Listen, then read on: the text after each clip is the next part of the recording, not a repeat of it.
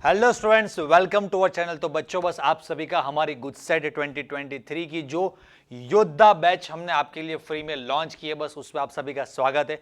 बच्चों, आज के इस सेशन में अभी हम नेक्स्ट चैप्टर नंबर 7, 8, 9 के लास्ट 3 इयर्स के गुडसेट के जो लास्ट 3 इयर्स के जो इंपॉर्टेंट क्वेश्चंस, मतलब लास्ट 3 इयर्स के सारे क्वेश्चंस हम डिस्कस करने जा रहे हैं। पूरी सीरीज हमने योद्धा बैच की स्टार्ट की, हमने 3 चैप्टर के बल्क में अभी हम वीडियोस अपलोड कर रहे हैं। ऑलरेडी हमने चैप्टर 1, 2, 3, उसके बाद 4, 5, 6 का अभी नेक्स्ट अभी हम अपलोड करने जा रहे हैं, मतलब आपके साथ डिस्कस करने जा रहे हैं चैप्टर 7, 8, 9। इसके बाद और एक पूरा ऑर्गेनिक केमिस्ट्री का चैप्टर जो हमारा 10 to 13 है, पूरा ऑर्गेनिक केमिस्ट्री का हम वीडियो बना देंगे, तो सारी ऑर्गेनिक केमिस्ट्री एक में कवर हो जाए।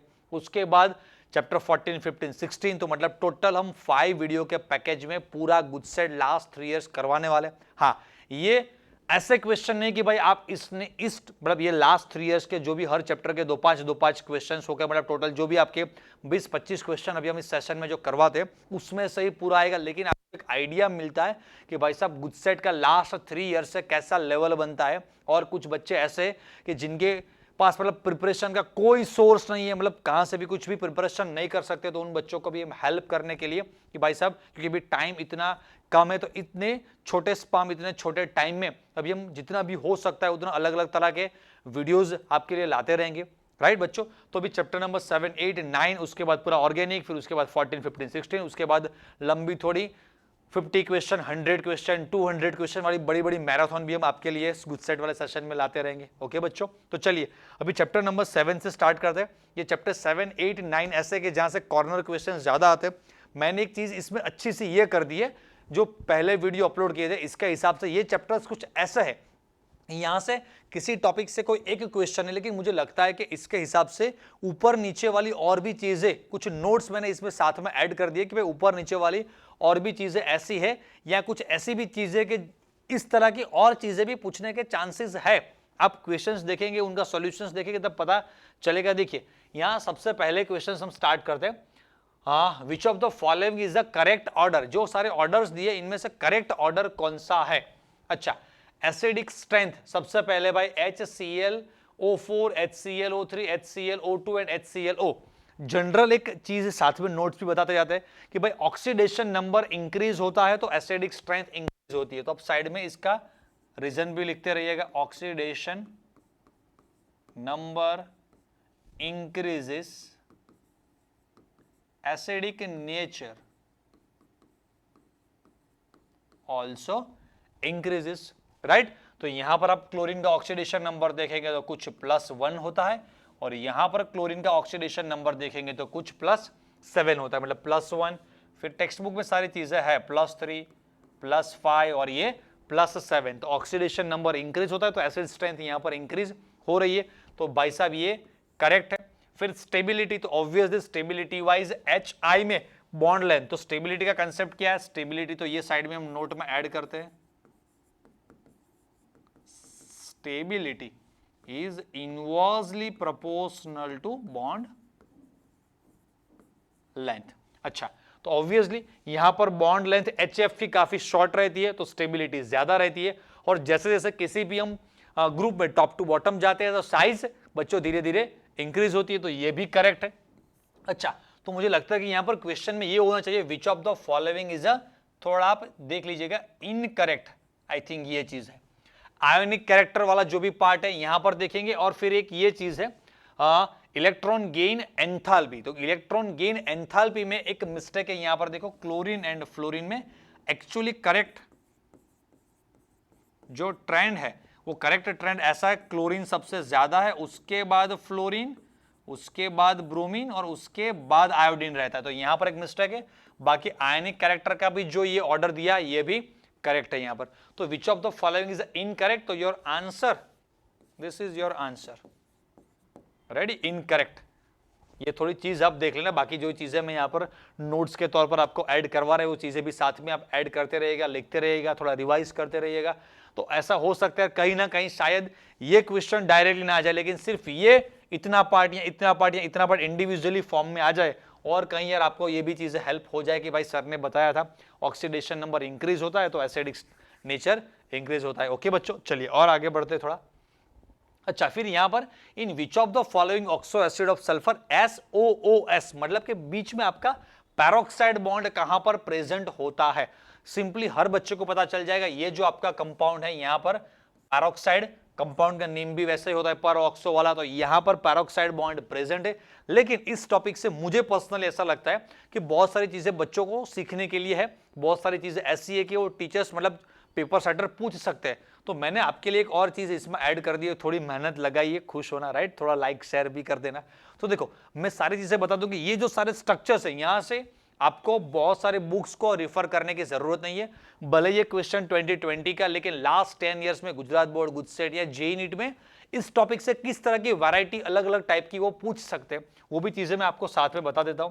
तो देखो भाई साहब, यहां पर ये सबसे पहला जो क्वेश्चन है यहां से ये पूछेंगे, ये मैं लिख रहा हूं ऐसे LP मतलब लवर्स पॉइंट, ये मत समझना, LP मतलब लोन पेयर। तो ये पूछ सकते हैं कि विच of the following compound contain lone pair, या तो H2SO3 में कितने लोन पेयर्स रहते हैं, तो इस कंपाउंड से ये लोन पेयर वाला क्वेश्चन आता है। फिर ये तो आपने देख लिया SOO, ये बीच में ये sulphur, oxygen oxygen oxygen sulphur. फिर इसके जगह पर वो इनडायरेक्ट फॉर्म में ऐसा भी पूछ सकते हैं, ये जो वाला पार्ट है आपका बीच का, राइट, जो यहां पर भी जो सेम पार्ट है peroxide, which of the following contain peroxide linkage, तो यहां पर पैरोक्साइड लिंकेज ऐसा क्वेश्चन। फिर सेम एग्जैक्टली इसी तरह से ये पूछ सकते हैं कि विच of the following has a SOS bond, right, तो ये जो मॉलिक्यूल है वहां पर SOS बॉन्ड। चलो और कुछ, हाँ, ये इसका ओलियम जो नेम है सभी को पता, लेकिन ये पायरो सल्फ्यूरिक एसिड है ये नहीं पता होता है। फिर यहां पर पायरो नहीं, यहां पर पर ऑक्सो डाइसल्फ्यूरिक एसिड है। तो ये नेम्स आपको याद रखने, पर oxo disulphuric acid, pyro sulphuric acid, oleum, okay. तो ये जो सारी चीजें, इनमें से 2-3 तरह की इस तरह के क्वेश्चंस आपके, और भी एक्स्ट्रा जो चीजें मैंने साथ में आपको कवर करवा दी। इसी तरह से बहुत सारे क्वेश्चंस ऐसे कि मुझे पर्सनली लगता है कि यहां पर ये और सारी चीजें भी कवर करनी चाहिए, तो हम वो भी चीजें कवर करते रहेंगे। यहां पर हमारा आंसर हो जाएगा बी, बॉम्बे। चलिए, concentrated HNO3 oxidise white phosphorus into which substance, ये थोड़ा गंदा वाला कॉर्नर क्वेश्चन कह सकते हैं कि भाई ये चैप्टर नंबर 7-8 के, मतलब अभी इतना टिपिकल लेवल का पेपर्स बनाने की इन लोगों ने स्टार्ट कर दिया कि कुछ भी चीजें नहीं छोड़नी है। मतलब यार हर वो रिएक्शन, हर वो लाइन, हर वो कोना, मतलब पूछना चाहते हैं तो हर चीजें वो MCQ में पूछ सकते हैं। तो भाई साहब यहां से जो रिएक्शन था ये पूरा, ये एक रिएक्शन एक्चुअली में तो ये यहां पर जो लास्ट में रिएक्शन दिया वही इस क्वेश्चन का आंसर है। लेकिन भाई साहब आपके सर ने या आपके बड़े भैया जो भी कहो, उसको लगा कि यार बच्चों को और थोड़ी हेल्प कर दे, मतलब कि ये जो 4 रिएक्शन का एक बल्क हमारे टेक्स्ट बुक में दिया हुआ है, नोट्स में भी दिया हुआ है, तो इनमें से और भी चीजें, ये 2020 में क्वेश्चन आया था, तो भी 2-3 साल बाद ऑब्वियसली इसी टॉपिक से कोई एक और क्वेश्चन आ सकता है। भाई S8 है, इसका HNO3 के साथ रिएक्शन करवाते हैं। तो देखिए मेन चीजें मैं आपको टेक्निक बता देता हूं, इसको कैसा याद रखना है। ये देखो, ये सल्फर है, तो सल्फर का वेल फेमस कोई एक एसिड क्या है, ये H2SO4।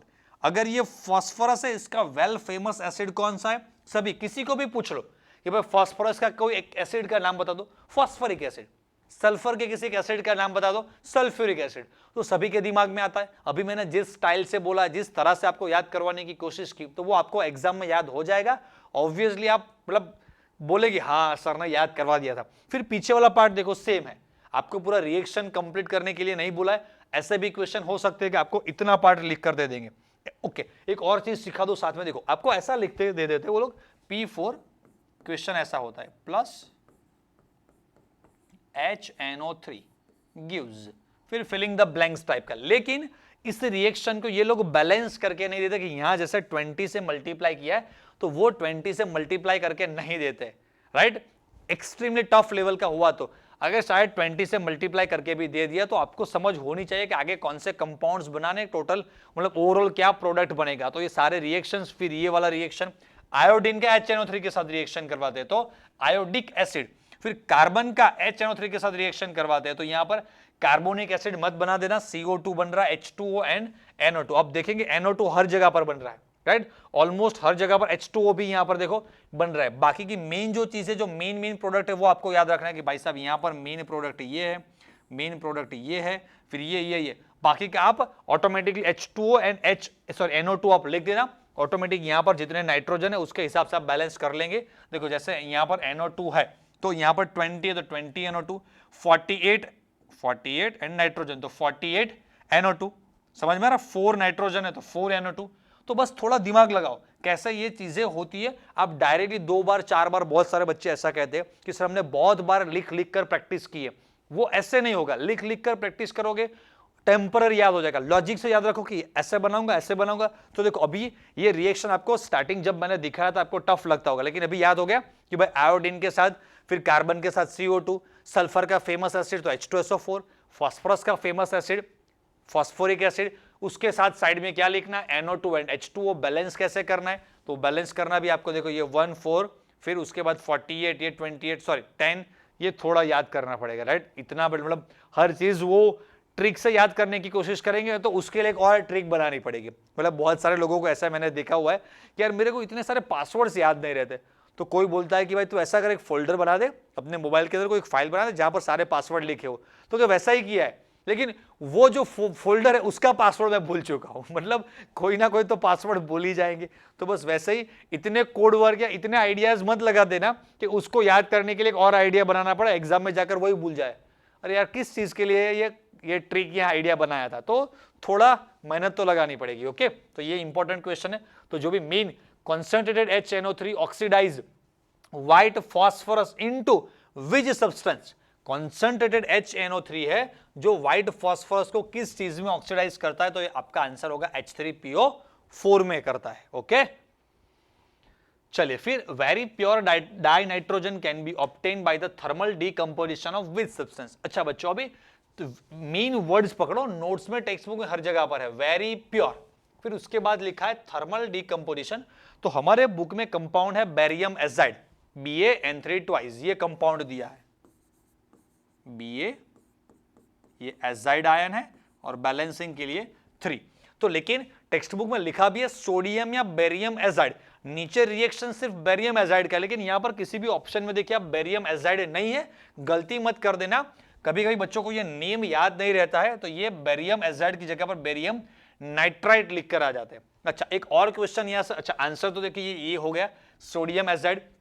फिर बेरियम एजाइड में जो एजाइड आयन है वो क्या है, तो ऐसे ऑप्शंस आपको देखते हैं N3 minus, N3 3 minus, N3 minus या N3 ट्वाइस माइनस, ये सारे ऑप्शंस आपको मिलते हैं। तो याद रखना एजाइड आयन ये है आपका 3 नाइट्रोजन और ओवरऑल सिर्फ एक ही -1 चार्ज रहता है, यहां पर Ba+2 में है, अगर इसके ऊपर -1 चार्ज है that's why we are taking 2 ions of azides. Okay, तो और छोटी छोटी चीजें ये भी आप साथ में याद करते रहना। चलिए अभी आगे बढ़ते हैं। Which halogen element gives halous acid type of oxo acid.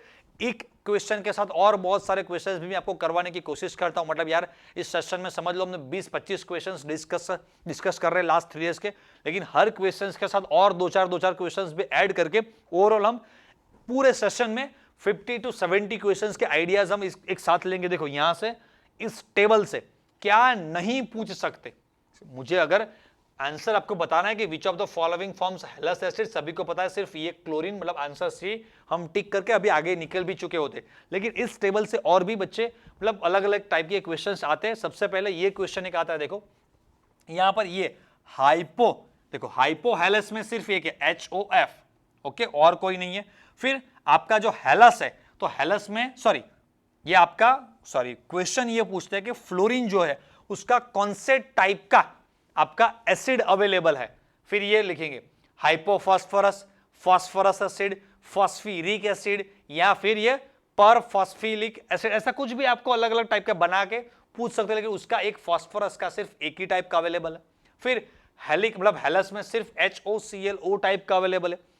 अच्छा ये जो 4 है इनका अभी अभी आगे क्वेश्चन में हमने डिस्कस किया, उनकी एसिडिक प्रॉपर्टी के बारे में पूछते। फिर टेक्स्ट बुक में साथ में और बता देता हूं, ये जो सारे 4 कंपाउंड, बाकी के छोड़ो, ये जो सारे 4 कंपाउंड इनके स्ट्रक्चर्स आपको याद रखने के, स्ट्रक्चर कैसा बनता है, और हर जगह पर ये याद कर लेना। टेक्स्ट बुक में स्ट्रक्चर्स दिए हुए, सॉरी मैं यहां पर ऐड करना भूल गया, लेकिन बातों में मतलब जो भी चीजें मुझे याद आ रही है सारी इस टेबल से वो सारी बता रहा हूं मैं। तो यहां से सारे स्ट्रक्चर्स दिए हुए, इसमें याद कर लेना कि क्लोरीन के साथ हर जगह पर एक OH है, मतलब ये जो HO है वो एज ए OH के फॉर्म में, बाकी के जितने भी ऑक्सीजन है वो डबल बॉन्ड में उसके साथ अटैच है। तो ये क्वेश्चन पूछ सकते हैं कि भाई H ये जो कंपाउंड है इसे एक्चुअली लिखते हम ऐसा है HClO4। HClO4 में कितने ऑक्सीजन या कितने chlorine oxygen double bond present है, तो उनके स्ट्रक्चर से पता चलेगा भाई 3 क्लोरीन ऑक्सीजन यहां पर डबल बॉन्ड है। अच्छा, और एक चीज क्या, ऑक्सीडेशन नंबर के बारे में पूछते हैं, तो ऑक्सीडेशन नंबर भी आपको याद होना चाहिए। ये देखो ऑड नंबर में ऑक्सीडेशन नंबर है, मैं याद करवा देता हूं। यहां पर क्लोरीन +1, फिर यहां पर क्लोरीन +3, फिर यहां पर क्लोरीन +5, फिर यहां पर क्लोरीन +7। ओके, याद हो जाएगा। तो इस टेबल से ऐसे और 4-5 टाइप के मैंने जो भी क्वेश्चंस आने के चांसेस है वो सारी चीजें बता दी। तो इन जनरल एक ये है कि भाई पूरा टेबल आपको अच्छे से आना चाहिए, जो मैंने यहां पर 1, फिर ये 3, फिर ये 5, फिर ये 7 जो भी चीजें लिखी है वो आप रेडी, सेम वही है 1, 3, 5, 7। तो यहां पर आंसर एक्चुअली हमारा सी है, और बहुत सारी चीजें भी हमने साथ में डिस्कस कर ली है। ओके, टेक्स्ट बुक में ये टेबल आपके पास है। फिर अच्छा, which is use for the manufacturing of steel, इनमें से कौन सी गैस है जो स्टील के मैन्युफैक्चरिंग में यूज होती है? सबको पता है डाई ऑक्सीजन, टेक्स्ट बुक में दिया हुआ है। अच्छा, ये भी अच्छा सा 2022 में क्वेश्चन आया था, बहुत बार लास्ट 10 इयर्स में कभी ना कभी कहीं ना कहीं जेई नीट बोलो, गुजसेट बोलो, कहीं ना कहीं तो ये क्वेश्चन आया हुआ है, गुजरात बोर्ड में भी। Which product are obtain by reaction of, मस्त वाला देखो, hot and concentrated NaOH with dichlorine. दो है, हॉट एंड एक कॉन्सेंट्रेटेड वाला, एक डाइल्यूट एंड माइल्ड वाला। तो देखो मैंने दोनों रिएक्शन आपके लिए यहां पर रेडी करके रखे, दोनों के दोनों एग्जाम के लिए। भाई साहब क्या लिखूं यहां पर, मोस्ट IMP है, मतलब कि भाई साहब ये मत बोल देना कि ये क्यों नहीं आया, मतलब ये आने के चांसेस वाले क्वेश्चन है, बहुत बार ऐसे क्वेश्चंस आज तक पूछे गए।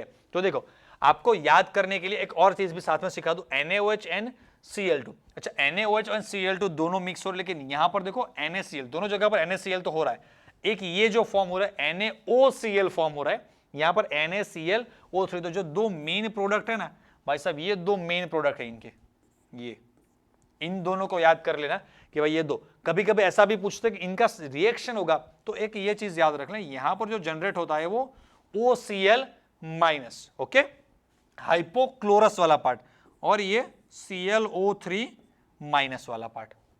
ओके, क्या जनरेट होता है वो आप याद कर लें। तो यहां पर जो पूछा है, which product are obtain by reaction of hot and concentrated, hot and concentrated में NaCl, NaClO3 एंड 3H2 मतलब H2O। तो ये रहा हमारा आंसर। ओके, चले आगे।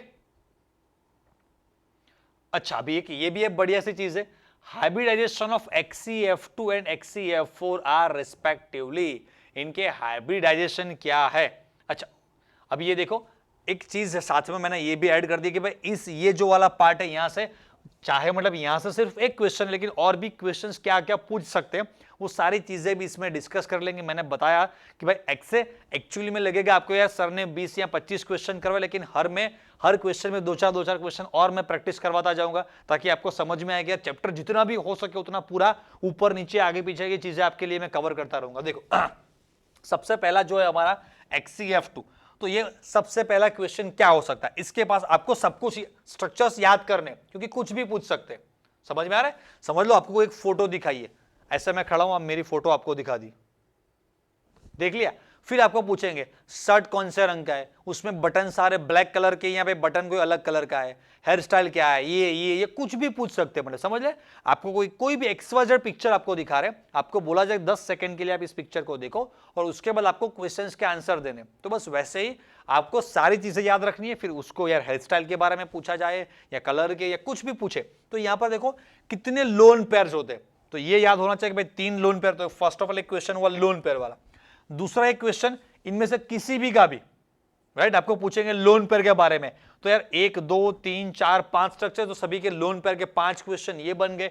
फिर इनके शेप के बारे में तो और 5 क्वेश्चन बन गए, तो 10 क्वेश्चन हुए।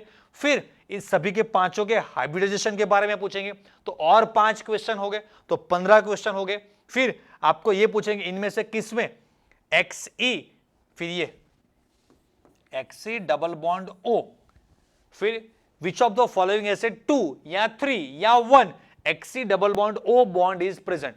जो नीचे सारे ऑप्शन दिए गए उनमें से किस कंपाउंड में Xc का ऑक्सीजन के साथ जो डबल बॉन्ड वाला पार्ट है वो 2 बॉन्ड ऐसे या 3 बॉन्ड ऐसे, तो आपको स्ट्रक्चर याद हो गया तो पता चलेगा कि भाई यहां पर 0 है, यहां पर भी 0, ये 2 कंपाउंड ऐसे, यहां पर 1 और यहां पर 3 ऐसे प्रेजेंट है, राइट। तो मतलब ओवरऑल देखें तो इतने पार्ट से मैंने आपको 15 से 20 क्वेश्चन आपको गिनवा दिए कि भाई इतने पार्ट से 15 से 20 क्वेश्चन आ सकते हैं। अभी हमारा जो मेन क्वेश्चन है हाइब्रिडाइजेशन के बारे में, तो कैसे सॉल्व करना है, देखो XeF2 है बच्चों, तो इसको मैं कैसे सॉल्व करता हूं XeF2 को, देखो XeF2, तो मैंने 11th स्टैंडर्ड में बच्चों को चीजें पढ़ाई हुई कि देखो AB2 जैसा लगता है, ओके। अच्छा, अभी सेंट्रल एलिमेंट A है, सराउंडिंग 2 B, तो B लिख दिया, मतलब जो 2 F है।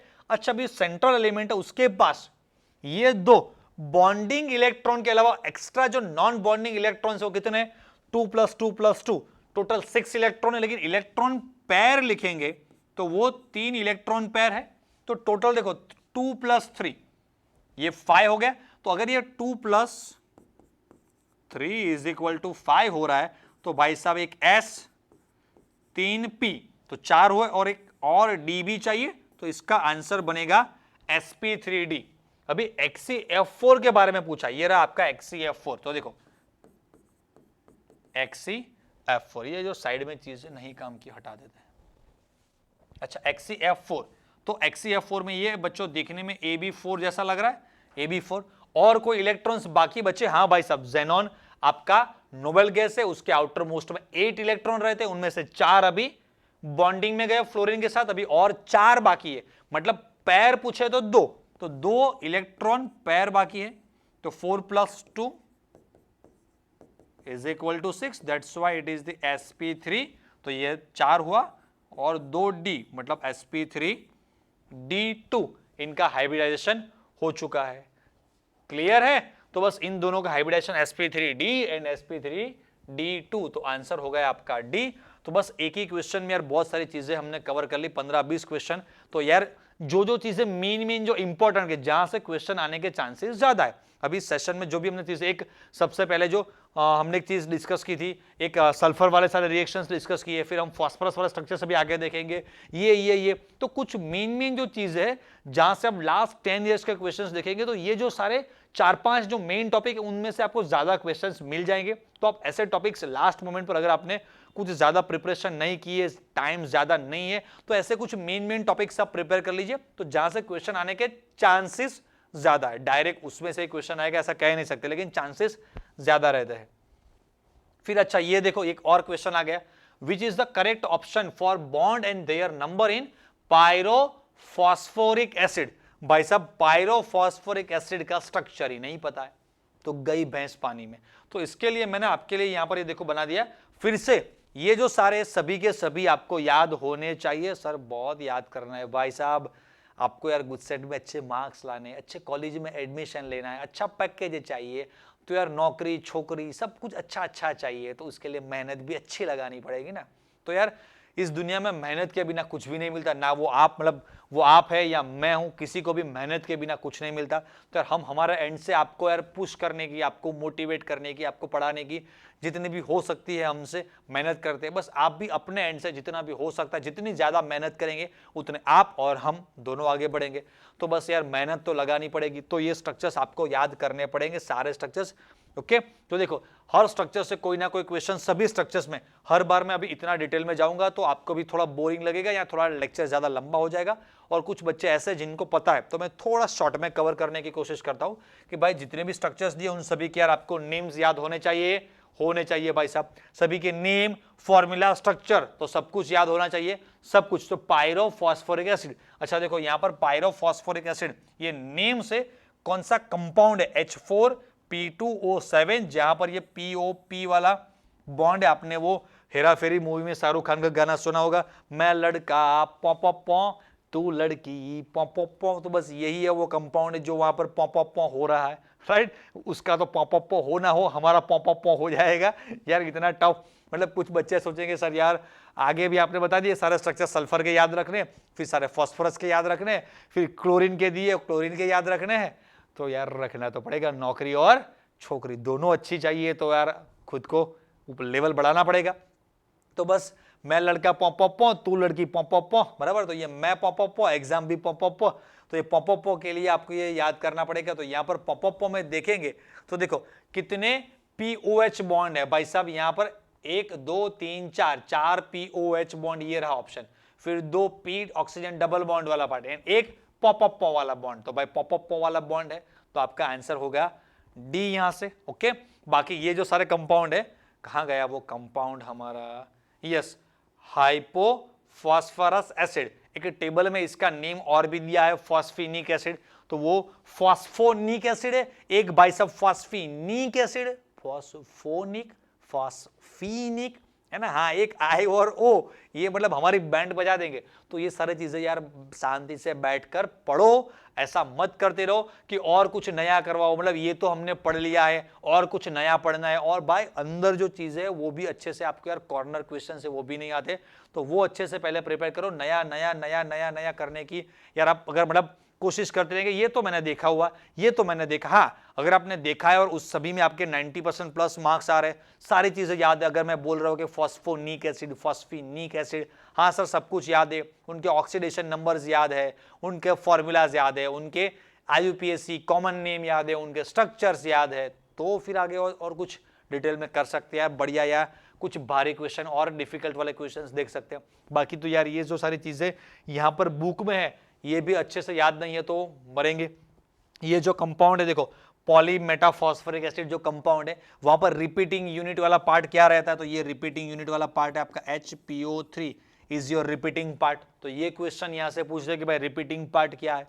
फिर ये जो है HPO, यहां पर X लिख कर दे देंगे, फिर पूछेंगे ये साइक्लो ट्राइमेटाफॉस्फोरिक एसिड में, जो भी साइक्लोट्राइमेटाफॉस्फोरिक एसिड में HPO3, फिर यहां पर 3 की जगह पर क्या है, कितने फास्फोरस ऑक्सीजन डबल बॉन्ड है, कितने, तो 1 2 3 फास्फोरस ऑक्सीजन डबल बॉन्ड और 1 2 3 phosphorus and OH single bond. बाकी के 1 2 3 अल्टरनेट फास्फोरस ऑक्सीजन पॉ पॉ पॉ पॉ पॉ पॉ, देखा ये POP फिर OPO, मतलब ऐसे स्ट्रक्चर्स को कुछ कॉमेडी करके आप ऐसे याद करो तो थोड़ा आपको याद हो जाएगा, बाकी तो मर जाएंगे यार।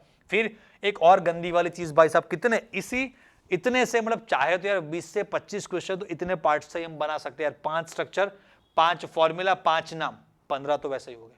फिर ये इस तरह के कुछ गंदे क्वेश्चंस बनाओ, OH वाले, तो वो हर के एक दो क्वेश्चन ये बने, तो 20 क्वेश्चन तो ये हो गया। फिर अभी ये पूछेंगे कि ये जो कंपाउंड है आपका H3PO3 and H3PO2 and H3PO4, इनमें कितने एसिडिक हाइड्रोजन है, या कितने पोलर हाइड्रोजन है, या कितने नॉन पोलर हाइड्रोजन है।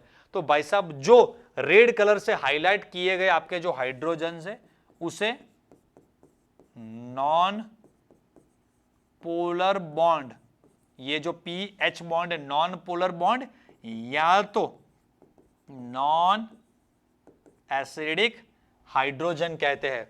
तो यार इसमें एक है, इसमें दो है, इसमें किसी भी जो भी है वो एक भी नॉन एसिडिक नहीं है, सारे के सारे जितने भी है सभी एसिडिक है। समझ में आ रहा है? तो बस इस तरह से आपको सारे स्ट्रक्चर्स, तो मतलब एक और 4-5 क्वेश्चन और बन गए। तो मैंने बताया था कि इतना अच्छे से प्रिपेयर कर लेना, तो आपको ये लास्ट 10-15 डेज के गुजरात बोर्ड के, गुजसेट के, नीट, जेई के सभी क्वेश्चंस देखने जाए, उससे अच्छा है कि ये अच्छे से प्रिपेयर कर लो। तो ये 25-30 क्वेश्चन आपको कहीं ना कहीं से हर जगह पर मिल जाते हैं, और वो क्वेश्चंस को देखकर अल्टीमेटली तो सोचना तो यही है कि भाई साहब ये वाला पार्ट, फिर सल्फर के जो सारे स्ट्रक्चर्स है, क्लोरीन वाले जो सारे स्ट्रक्चर्स है, भाई सब स्ट्रक्चर्स अच्छे से याद करने पड़ेंगे, तभी हमारा काम होने वाला है।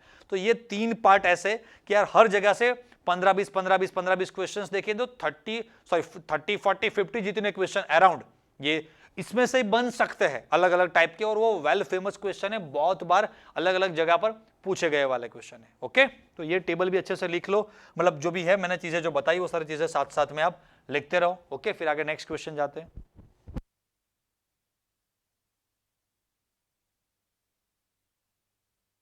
पढ़े? अच्छा, अभी next chapter number, I think मुझे लगता है कि अभी हम 8 में एंटर हो चुके हैं। 7 के बारे में बहुत सारी बातें हुई। Okay, the divalent ion of which of the following element in aqueous solution has a magnetic moment 5.92। इसके लिए एक टेक्निक बता दो बच्चों, यहां पर जो आपको लिखा है मैग्नेटिक मोमेंट 5.92, तो आगे वाला जो भी डिजिट है वो डिजिट को आपको पकड़ना है और वहां से लिखना है आपको। देखो जो मैं चीजें लिख रहा हूं, 5 अनपेयर्ड इलेक्ट्रॉन्स। कितने अनपेयर इलेक्ट्रॉन रहेंगे? 5 अनपेयर इलेक्ट्रॉन रहेंगे, वो आगे के नंबर से आपको पता चल जाएगा।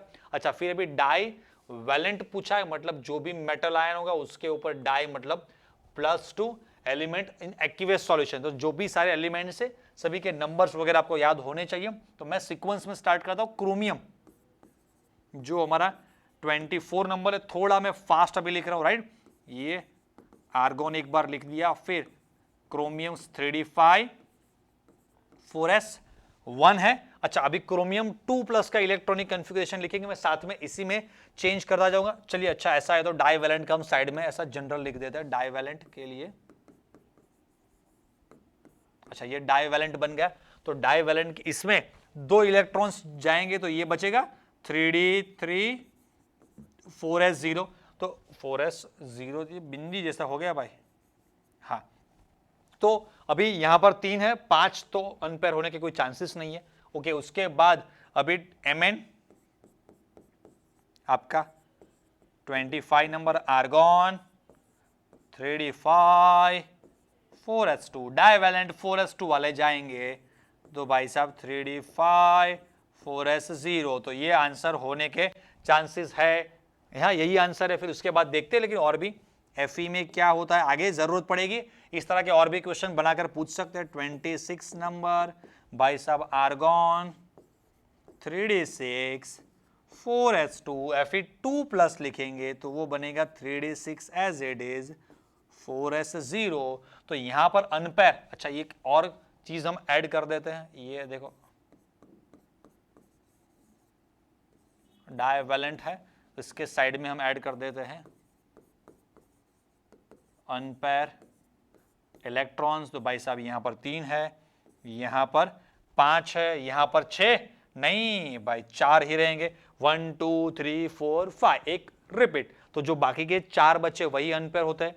फिर उसके बाद आपका कोबाल्ट, तो 20 बहुत सारी चीजें इसमें एक साथ कवर कर रहा हूं मैं, मतलब मुझे भी मजा नहीं आ रहा सारी चीजें लिखने में। कुछ बच्चों को ऐसा भी लगेगा कि अरे सर सारी चीजें क्यों रिपीट कर रहे, बोरिंग बना रहे लेक्चर को। नहीं भाई साहब, ये कौन सी चीज कहां पर जरूर पड़ेगी वो याद नहीं होगा भाई साहब, कुछ भी काम नहीं लगेगा। लेकिन यार कभी ऐसा हो जाएगा कि Fe का नंबर एग्जाम में भूल जाओगे, कोबाल्ट का नंबर भी भूल जाओगे। तो इसमें ये नंबर है, इलेक्ट्रॉनिक कॉन्फ़िगरेशन है, डाईवैलेंट में अनपेयर इलेक्ट्रॉन कितने, बहुत सारी चीजें ऐसी है भाई। चैप्टर नंबर 8 और 9 की इंटरकनेक्टेड है, स्टेबिलिटी वगैरह जो भी चीजें है, तो कहीं ना कहीं तो IUPAC नेमिंग है, उनके ऑक्सीडेशन नंबर है, तो कहीं ना कहीं सारी चीजें एक दूसरे के साथ कनेक्टेड रहती है, तो थोड़ी रिवाइज भी हो जाए। अच्छा, यहाँ पर इलेक्ट्रॉनिक कॉन्फ़िगरेशन 3d7 4s2, क्योंकि मैंने बहुत सारे बच्चे ऐसे देखे कि भाई 12th बोर्ड का एग्जाम भी खत्म हो जाता है, गुड सेट के लिए हमारे पास ऑफलाइन में आते हैं, तो यार ये जो सारे एलिमेंट्स है उनका नंबर या इलेक्ट्रॉनिक कॉन्फ़िगरेशन भी अच्छे से नहीं आता है।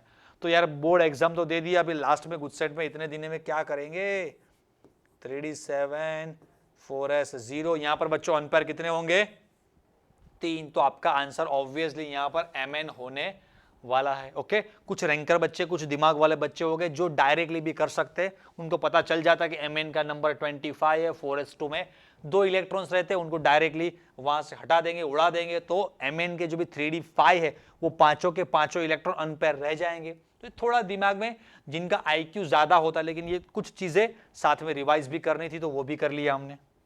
चले आगे। अच्छा, although zirconium belong to, zirconium जो भी है आपका वो 4d ट्रांजिशन सीरीज में है, एंड हैफनियम मतलब HF आपका और belongs to 5d transition, even though show similar physical and chemical property. दो अलग अलग पीरियड्स में, एक 4d में है एक 5d में है, लेकिन सभी उन दोनों की physical and chemical property similar है। Why? Because both belongs to 3d, नहीं भाई सॉरी D ब्लॉक नहीं भाई, एक D है एक F में है। Both have same number of electrons, नहीं भाई, both have similar atomic radius. Lanthanide contraction वाला पार्ट देख लेना, ऊपर जिरकोनियम जो ZR रहता है और नीचे HF रहता है, तो उन दोनों के ड्यू टू लैंथेनाइट कॉन्ट्रैक्शन उन दोनों की साइज सिमिलर रहती है, दैट्स व्हाई उनकी जो physical property and chemical property वो है सिमिलर। ओके, फिर हाँ देखो ये आपको यार मतलब जो बनाने में यार मेहनत लगाई है, राइट। ये ऐसा नहीं है कि भाई क्वेश्चन कहीं से उठा ले, सब कुछ यार सारी चीजें आपके लिए यार टाइप वगैरह करनी होती है, उनका प्रूफ रीडिंग होता है, फिर उनकी पीपीटी बनती है, फिर उसके बाद जहां जहां पर मैं कहता हूँ कि यार यहाँ पर बच्चों को समझाने के लिए, ऐसा भी हो सकता है कि बहुत सारे बच्चे लेजी होते हैं, तो मैं जब क्वेश्चन बताता हूँ, पूछता हूँ, कहता हूँ कि आप टेक्स्ट बुक में देख लेना, तो कि हाँ देख लेंगे गुड सेट के बाद, फिर अभी पूरा समर वैकेशन पड़ा हुआ है, तो इतने लेजी है कि यार टेक्स्ट बुक भी नहीं देखते। तो यार कोई बात नहीं, हम आपके लिए हमने ये भी यहाँ पर रेडी करके रख दिया। आप देखेंगे टेक्स्ट बुक में, आपने देखा होगा कि ये जो जिरकोनियम है, HF है, इन दोनों के नंबर्स भी देखो 40, 72, ये पूरा 4D है, ये 5D है, लेकिन इन दोनों के साइज जो एटॉमिक रेडियस है ऑलमोस्ट सिमिलर, मतलब हर जगह पर ऐसा चल रहा है। एंड ड्यू टू दैट ये 4D ये 5D उनकी physical and chemical properties similar रहती है। ओके भाई बहुत मेहनत लगाई है, ये पहले अभी मतलब ये पोस्ट सॉरी ये प्री वर्कआउट जो भी कहते हो, अभी अगर करंटली अभी मेहनत 3 टाइप की यार, जो भी हमारा ये अभी रिकॉर्डिंग हो रहा है उससे पहले भी यार मैं और हमारी टीम मेहनत लगाते हैं, फिर इसमें भी मेहनत लगती है, बहुत सारी चीजें यार बोलनी पड़ती है, एनर्जी लगानी पड़ती है, दिमाग चलाना पड़ता है, फिर उसके बाद अभी पोस्ट प्रोडक्शन भी जो भी को यार इनको जो भी सब डेटा लो या रिकॉर्डिंग आगे पीछे कट करो, यूट्यूब पर अपलोड करो, ये यार मेहनत करते तो लाइक कर देना। ओके चलो, if atomic number of element is 26 then magnetic moment Bm of the divalent, बोला था ना कि भाई अभी एक बार आगे देख लो, इनमें से कोई एक समझ लो 26 नंबर वाला एलिमेंट मतलब भाई साहब आपका है Fe। अच्छा डाइवेलेंट मतलब वो बात कर रहे हैं Fe2+ के बारे में, तो Fe2+ मतलब ये आपने देखा होगा ऐसा इलेक्ट्रॉनिक कन्फिगरेशन था 3d6 4s वाले 2 इलेक्ट्रॉन गए तो 0, तो यहां पर अनपेयर इलेक्ट्रॉन्स आपके होते हैं 4 है, तो 4 पॉइंट समथिंग इसका आंसर होगा, तो 4.90 हो गया ना मेरी जान ऐसे ही। हाँ तो पहले एक बार थोड़ा रिवाइज करने के लिए, थोड़ा एक बार देखने के लिए हम सारी चीजें करते हैं, उसका कहीं ना कहीं बहुत जगह पर बेनिफिट होता है, मैं बताऊंगा आपको आगे आगे। Which product is obtained during the reaction of MnO4- with I-, ये थोड़ा गंदा वाला क्वेश्चन था। ये जो रिएक्शन है मैंने बुक से आपके लिए रखा हुआ है, देखो ऐसे भी 2 और भी गंदे रिएक्शन है। जनरली जो एवरेज बच्चे को या समझो जिनके 80-85 तक मार्क्स आते हैं वो बच्चे तो बेचारे प्रिपेयर भी नहीं करते कि यार सर कितना याद रखेंगे।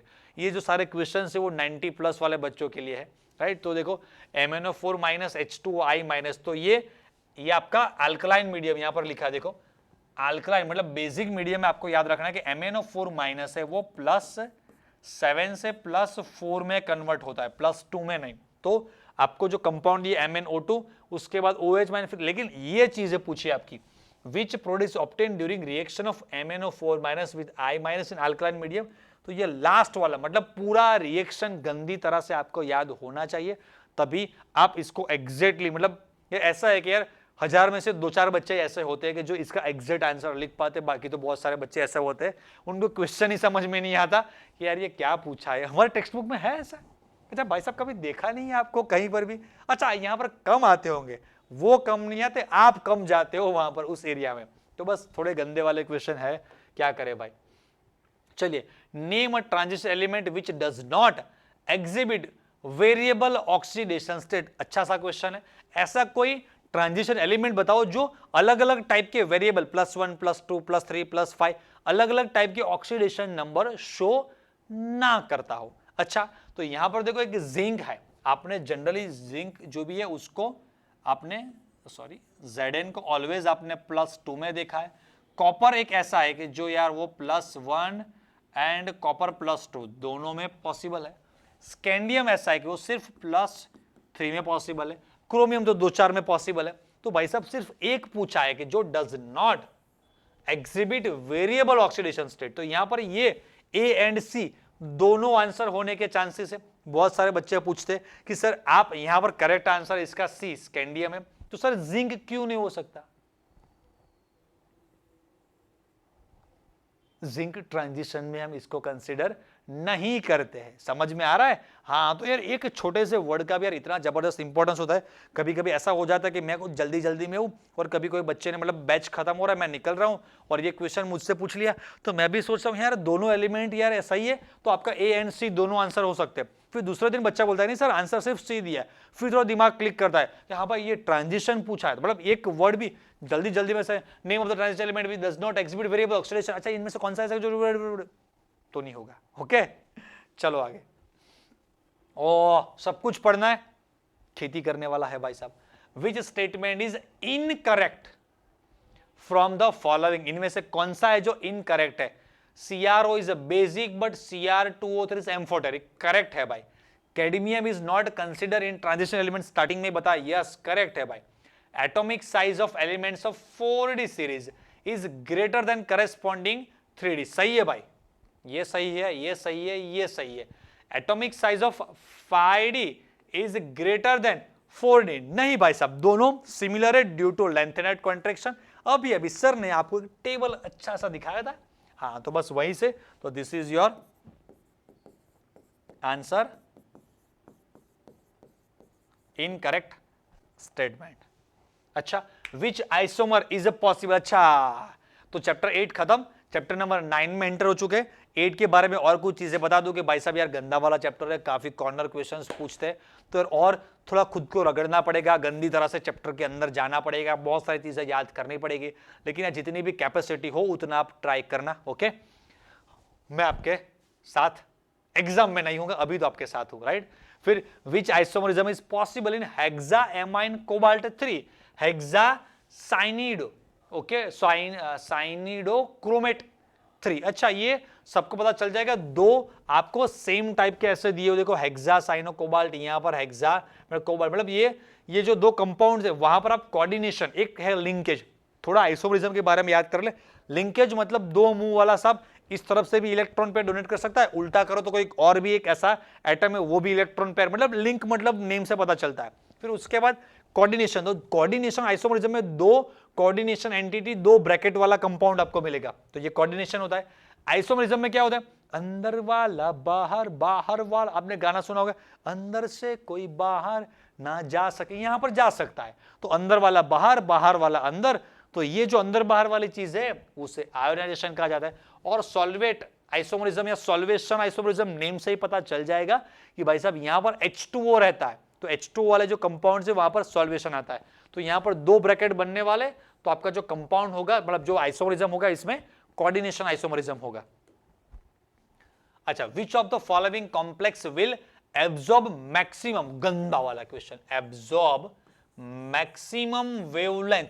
अच्छा, इसका एक फॉर्मूला है, टेक्स्ट बुक में नहीं है भाई साहब, लेकिन हमारे केमिस्ट्री की फितरत है कि जो टेक्स्ट बुक में ना हो ऐसी भी चीजें वो पूछ सकते हैं, और कोई कुछ उसको नहीं कहते हैं भाई। जो absorb maximum wavelength of light, तो ये wavelength is inversely proportional to stability of complex. अच्छा, जो भी कॉम्प्लेक्स है उसकी स्टेबिलिटी पर ये डिपेंड करता है, तो जो जितना ज्यादा स्टेबल उसकी वेवलेंथ, मतलब कम वेवलेंथ वो एब्जॉर्ब करता है, यहां पर है मैक्सिमम। अच्छा, स्टेबिलिटी में देखें तो आपको स्पेक्ट्रोकेमिकल सीरीज पता है भाई साहब, वहां पर या कार्बन मोनोऑक्साइड CO सबसे ज्यादा, फिर ये CN, फिर NH3, ये स्ट्रॉन्ग लिगेंड्स है। भूल चुके हो तो यार रिवाइज कर लेना भाई साहब, क्योंकि उसके ऊपर केमिस्ट्री के पेपर के बाद अभी बहुत सारी चीजें इसके ऊपर ओवरलैप हो चुकी है, उसके बाद मैथ्स, बायो, कंप्यूटर, इंग्लिश, तो थोड़ा एक वीक हो चुका होगा शायद जब भी आप इस वीडियो को देखें, तो एक बार रिवाइज कर लेना कि भाई साहब ये दोनों स्ट्रॉन्ग लिगेंड है, तो यहां पर तो चांस है ही नहीं, तो भाई यहां पर भी NH3 स्ट्रॉन्ग लिगेंड ये, तो यार सारे वैसे तो स्ट्रॉन्ग, ये जो भी सारे स्टेबल है, लेकिन उनमें से भी थोड़ा कम स्टेबल वाला कौन सा है? तो ये दोनों तो नहीं आएंगे, क्योंकि due to NH3 and CN both are strong ligand, more stable. फिर यहां पर NH3 5 टाइम्स, लेकिन H2O एंड Cl, तो आप देखेंगे H2O एंड Cl पूरी स्पेक्ट्रोकेमिकल सीरीज में H2O के बाद बहुत पीछे क्लोरीन आता है, तो ऑब्वियसली वो ज्यादा वीक लिगेंड है, तो ये सबसे वीक, ये सबसे लेस स्टेबल, लेस भी नहीं कह सकते, लिस्ट स्टेबल कहते हैं इसे।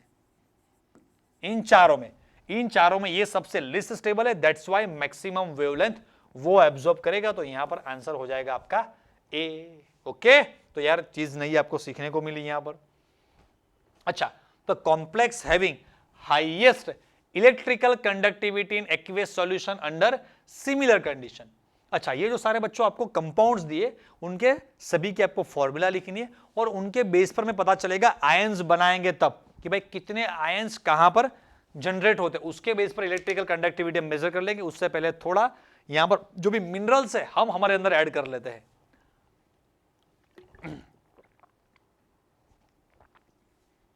पानी पिए तब तक बातचीत करें। तो और कैसा चल रहा है? सब कुछ बढ़िया? घर पे सब मजे में है ना? तो कोई बात नहीं, घर पे सबको हमारा प्रणाम बोलना है, राइट।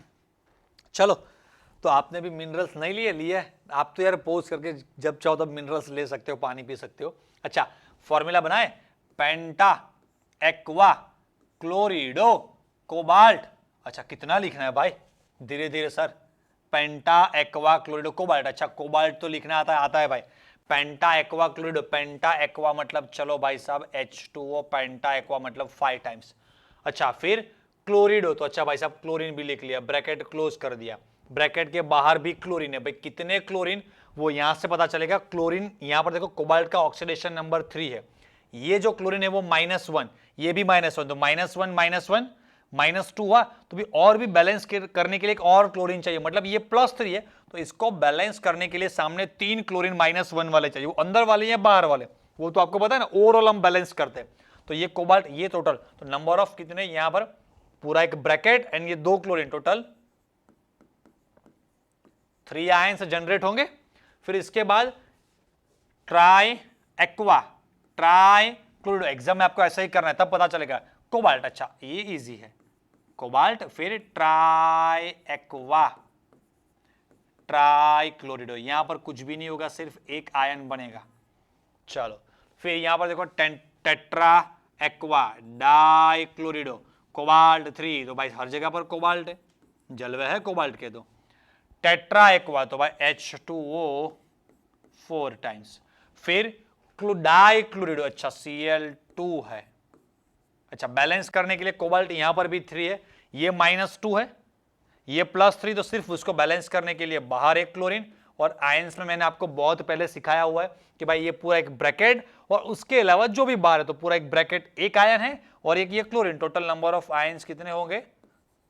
2 आयंस जनरेट होंगे। अच्छा, फिर अभी hexa aqua cobalt 3 chloride, hexa aqua cobalt 3, तो अच्छा ये कोबाल्ट हेक्सा एक्वा है, तो भाई हेक्सा एक्वा, बस कोबाल्ट 3, तो कोबाल्ट ऑब्वियसली यहां पर बाहर 3 क्लोरीन लेने पड़ेंगे। क्यों भाई साहब? कोबाल्ट का ऑक्सीडेशन नंबर +3 है, तो उसको बैलेंस करने के लिए बाहर 3 chlorine, total number of ions होंगे 4, 3 ये और एक पूरा ये बॉक्स, तो 4 आयंस। तो 4 ions obviously highest electrical conductivity equal to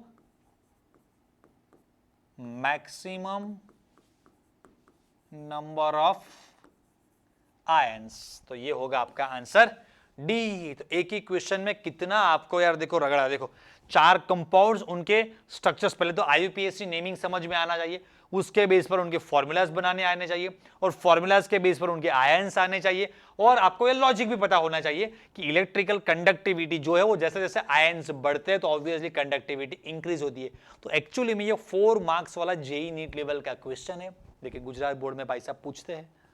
चलो आगे, which is not act as a ligand, ये भाई साहब को एज ए लिगेंड आपने देखा है? देखा है भाई, इसको भी देखा है, इसको तो देखा ही है। ये जो है भाई क्या है, इसके पास कुछ है ही नहीं, लुक्खा देगा क्या? NH4+ नाइट्रोजन के पास जो एक इलेक्ट्रॉन पेयर थी वो तो उसने हाइड्रोजन को दे दी, तो यार खुद लुक्खा है, दूसरे को क्या देगा? ओके, तो वो लिगेंड ऐसे, which is a correct formula for, अच्छा ये फिर से IUPAC वाला पार्ट आ गया, पेंटा एमाइन कार्बोनेटो कोबाल्ट, पेंटा एमाइन 5 टाइम्स, हर जगह पर 5 टाइम्स NH3 है। फिर कार्बोनेटो मतलब हुआ आपका CO3 2- आयन, तो अच्छा CO3 CO3 CO3 है हर जगह पर, ये CO2 है, तो ये तो गया पहले ही। अभी जो बाकी बचे 3, उनमें बैलेंस करना है आपको। देखो बैलेंस करने के लिए पेंटा कोबाल्ट, कोबाल्ट का ऑक्सीडेशन स्टेट 3 है। अच्छा इसको देखते चलिए, कोबाल्ट का ऑक्सीडेशन स्टेट +3 है, ये -2 ये -1, तो बैलेंस हो रहा है, तो ये सही है। यहां पर कोबाल्ट +3, ये -2 ये -2 -4 है, तो बैलेंस नहीं हो रहा है। कोबाल्ट यहां पर +3, ये -2 ये -1, बैलेंस हो रहा है। लेकिन यहां पर NH2 है, तो ये गया गंदा वाला, क्योंकि आपका एमाइन है तो NH3 होना चाहिए, तो ये सारे कैंसिल, तो अभी आपका आंसर हो गया ए। अच्छा सा क्वेश्चन था। चलो, which type of isomerism in isomers, अच्छा इनमें से अंदर वाला बाहर और बाहर वाला अंदर जा रहा है ससुरा, तो इसे कहते हैं अंदर वाला बाहर ionisation isomerism. How many number of geometrical isomers of PT, NH3, Br, chlorine, Py will have? ये हमारे टेक्स्ट बुक में दिया है कि भाई साहब मेटल M है, उसके साथ A, B, C, D सारे लिगेंड्स अलग हो तो वहां पर 3 आइसोमर्स बनते हैं। टेक्स्ट बुक में, नोट्स में, हर जगह पर ये दिया हुआ है आपको। फिर how many number of moles ions produce from aqueous solution of 1 mole this. गंदा वाला क्वेश्चन, जबरदस्त। 1000 में से 2-3-4 बच्चे ऐसे हो गए जिनको ये जो नेम दिया उससे फॉर्मूला बनाना आता है, क्योंकि थोड़ा हार्ड लेवल का क्वेश्चन है। क्योंकि आयरन बाहर भी Fe है, हेक्सासाइनोफेरेट अंदर भी Fe है, तो बहुत सारे बच्चे 2-3-4 आंसर कुछ भी लिखकर आ जाते हैं। देखिए ये ऐसा है, थोड़ा शांति से समझेंगे। Fe, फिर अंदर भी भाई साहब Fe, फिर यहां पर हेक्सासाइनो है तो ये हुआ CN6। अच्छा ओके, हो गया।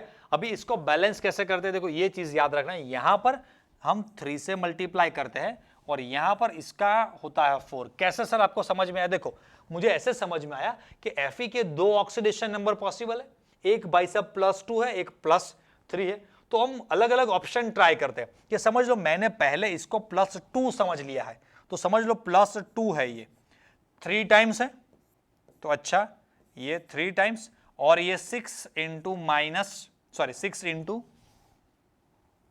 नॉट ए 6, 18, 6 3 जा 18 इंटू -1, तो ये -18, ये +6। अच्छा -18, ये +6, तो अभी बचा कितना? +12। तो अगर 4 हम लेंगे तो 4 इंटू +3, तो ये +12 +6 ओवरऑल +18, ये -18 बैलेंस हो रहा है। लेकिन अगर मैंने अंदर वाला जो Fe है उसे +3 स्टेट में ले लिया, 8 इंटू -1, तो ये +3 मतलब +9 हुआ टोटल, ये -18 +9 बचा कितना? -9। -9 को बैलेंस करने के लिए आपको यहां पर क्या करना पड़ेगा भाई? अंदर वाला Fe एक बार +3 में ले लिया तो बाहर वाला +2 में होगा, तो +2 को कांस्टेंट नंबर से मल्टीप्लाई करेंगे जिसका आंसर 9 होगा। नहीं हो सकता, राइट? तो ये वाला आपका गलत है। सही वाला ये है कि यहां पर Fe अंदर वाला जो है वो +2 में कंसीडर करना है, बाहर वाला +3 में कंसीडर करना है, और ये भी चीजें यहां पर मेंशन की गई है, राइट? तो इस तरह से आपको बैलेंस करना है, और बैलेंस करने के लिए एक और कलर चेंज कर देते हैं, ये गंदा वाला, ये 4 और ये 3, इनमें मिस्टेक मत करना है। तो टोटल नंबर ऑफ आयंस जो भी आपके बनेंगे वो 4 + 3 = 7 आयंस। आप बोलेंगे सर आप तो सर है, आपने तो बहुत बार देखा है, आपको ये आता है, हम कैसे सॉल्व करेंगे? तो ऑब्वियसली हर बहुत बार कुछ कुछ चीजें ऐसी होती है कि लाइफ में आपने मतलब टेक्स्ट बुक में या कहीं पर एक बार भी नहीं देखी होती है, तो ऑब्वियसली अगर डायरेक्टली एग्जाम में मिल जाए तो आपके यार जो भी लॉजिक जो भी पढ़ा है उससे सॉल्व करना होता है। यहाँ तो एग्जाम से पहले कहीं ना कहीं इस तरह से आपको मिल जाता है, तो यार भगवान को थैंक यू बोलना है। मतलब ये चीजें आपको सीख के रखनी होती है। मैं भी जन्म से सीख कर नहीं आया था, मैंने भी बहुत बार इसको देखा है, रिवाइज किया, रिपीट किया, पढ़ा है, तो मेरे दिमाग में ये बैठ चुका है। नहीं देखा तो अननोन लगता है, देखा है तो पहचाना हुआ लगता है। बस आपको भी वैसा ही करना है कि एक बार ये देख लिया, मैंने समझाया, उससे पहले कभी भी नहीं देखा है तो नहीं आता है, लेकिन अभी तो आ गया, अब तो समझ में आ गया, तो अभी ये क्वेश्चन इस टाइप का पूछेंगे तो आप में और मुझ में कोई ज्यादा फर्क नहीं रहेगा। आपको भी अभी आता है तो आप भी इस तरह से सॉल्व कर पाएंगे। ओके, बराबर है? चलो भाई साहब, विच of the following ligand is एम्बीडेंटेड? एम्बीडेंटेड मतलब दो मुंह वाला सांप। ये मेमो ट्रेन जैसा है, इस तरफ भी चलती है और इस तरफ भी चलती है।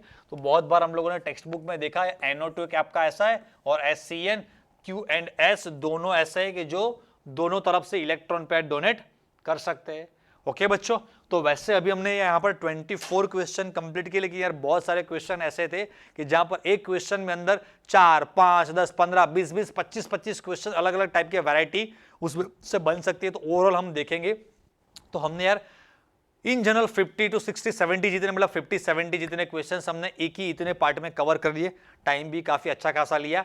चैप्टर 7, 8, 9 मैंने पूरी कोशिश की आपको हर चीज समझाने की, लेकिन इतना जो भी हमने समझाया वो उन बच्चों के लिए जिसने कुछ भी नहीं पढ़ा, लेकिन जो बच्चे और भी ज्यादा प्रैक्टिस कर सकती है यार, वो बहुत सारे मार्केट में पब्लिकेशंस अवेलेबल है, आपने भी बहुत सारे पब्लिकेशंस देखे होंगे। तो और जितना भी हो सके इतना, जितना भी ज्यादा हो सके उसकी अलग अलग टाइप की आप प्रैक्टिस करते रहिएगा, इतने पर ही पूरा डिपेंड मत रहेगा। हाँ, something is better than nothing, आप कुछ भी प्रिपेयर नहीं कर रहे हो, इसके हिसाब से तो ये काफी अच्छा है कि आप इतना भी प्रिपेयर करके जाएंगे तो बहुत कुछ आप लिख पाएंगे, लेकिन और नई नई प्रैक्टिस करते रहना।